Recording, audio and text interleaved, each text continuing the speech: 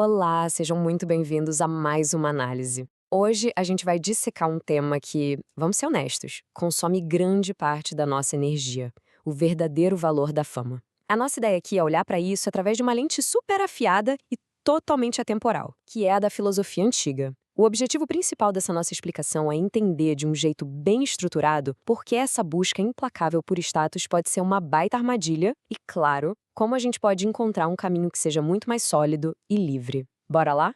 E aí, logo de cara, a gente se depara com uma pergunta fundamental, né? Por que a nossa sociedade é tão, mas tão obcecada por status social e pela busca da fama? A gente vive em um mundo que o tempo todo tenta medir o sucesso pela quantidade de aplausos, número de seguidores, aquela constante validação externa. Mas pensem bem, será que essa necessidade de sempre atrair os holofotes traz mesmo algum benefício duradouro? Ou é só uma grande ilusão de felicidade? Bom, vamos mergulhar nisso. Olha só essa citação direta e até um pouco brutal do imperador e filósofo Marco Aurélio. Um detalhe fascinante aqui: ele escreveu isso para ele mesmo, lá no diário privado dele, e não para uma plateia aplaudir. Ele diz que as pessoas que se entusiasmam com a fama póstuma esquecem que aqueles que as lembrarão também morrerão em breve. Pesado, né? Mas é um aviso super severo sobre como essa memória e esses aplausos são ocos e passageiros. A chama do reconhecimento, mais cedo ou tarde, simplesmente se apaga. Então, isso nos leva à primeira parte, a ilusão da fama. A verdade é que existe um mito social muito forte, gigantesco, que coloca um sinal de igualdade entre reconhecimento e felicidade. A nossa cultura moderna bate na tecla de que o status é o passaporte para uma vida boa. Só que quando a gente olha para a realidade filosófica tirada lá dos textos clássicos, a história é outra. Eles mostram que isso é um grande engano. Correr atrás da fama é, na verdade, uma busca vazia. Ela só serve para distrair a nossa mente daquilo que realmente importa, a verdadeira tranquilidade. Avançando, vamos falar agora sobre a dicotomia do controle. Agora, o que é realmente interessante aqui é essa separação fundamental proposta por Epicteto. É simples, direta e extremamente pragmática. De um lado, a gente tem aquilo que está no nosso poder, certo? Nossas opiniões, nossos desejos, nosso caráter e as nossas ações voluntárias.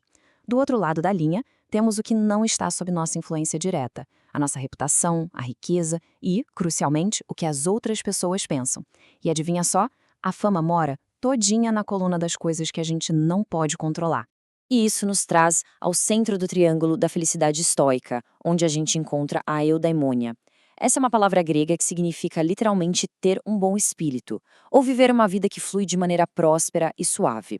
E notem o seguinte: os pilares para chegar nesse estado exigem que a gente assuma a responsabilidade e foque estritamente no que a gente pode controlar.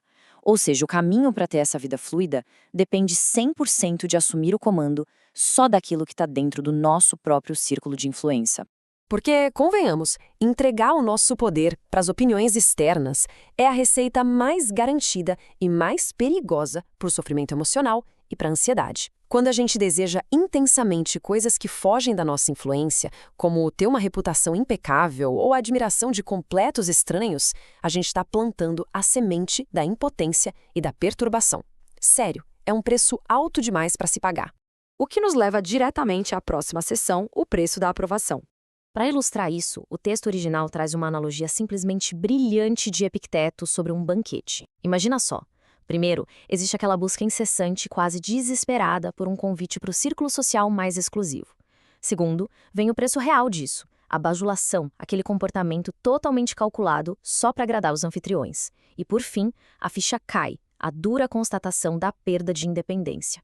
O recado é claro: a inclusão social e a manutenção do status sempre vão exigir um sacrifício pessoal altíssimo.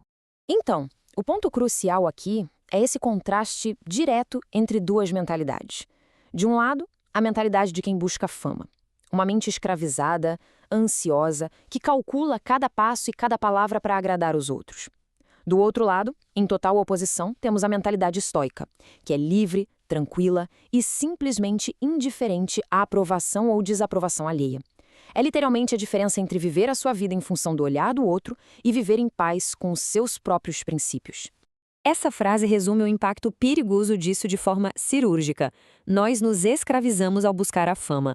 É uma percepção muito profunda da fonte original. Ela nos mostra que perseguir ativamente esse status social significa, basicamente, pegar a nossa própria liberdade, o nosso poder de decisão e entregar de bandeja nas mãos do público. A nossa quarta parte trata exatamente sobre isso. O foco no caráter. Isso ilustra brilhantemente o conceito de areté. Pensem comigo. Existe uma lacuna, um espaço mesmo, entre quem somos hoje e o nosso eu ideal. A prática diária estoica é exatamente tentar fechar esse espaço. É buscar aquela linha mais alta, expressar o maior potencial possível em cada pequena ação do dia a dia. E o mais incrível, isso é algo que depende exclusivamente da nossa ação interna, e não de quantos aplausos a plateia vai dar. O grande objetivo de tudo isso deve ser cultivar um caráter interno sólido, feito de granito. Algo infinitamente mais resistente do que o número de curtidas que uma foto teve ontem. Na prática, isso significa agir com coragem, ter paciência e autodisciplina. Acima de tudo, valorizar a virtude moral muito mais do que a beleza física, a riqueza material ou o poder. O foco precisa ser totalmente em desenvolver uma base interna que ninguém, absolutamente ninguém, possa tirar da gente. Além disso, a filosofia não cansa de lembrar que fazer a coisa certa já é sua própria recompensa. Aquela validação externa, ela é completamente supérflua. O sentimento de paz e satisfação que vem de agir com justiça e integridade tem que ser o nosso motivo principal, e ele é suficiente por si só. Isso tem que existir de um jeito totalmente desconectado daquela esperança de receber confetes e aplausos no final. E agora vamos para a nossa última sessão, a fama como um efeito colateral.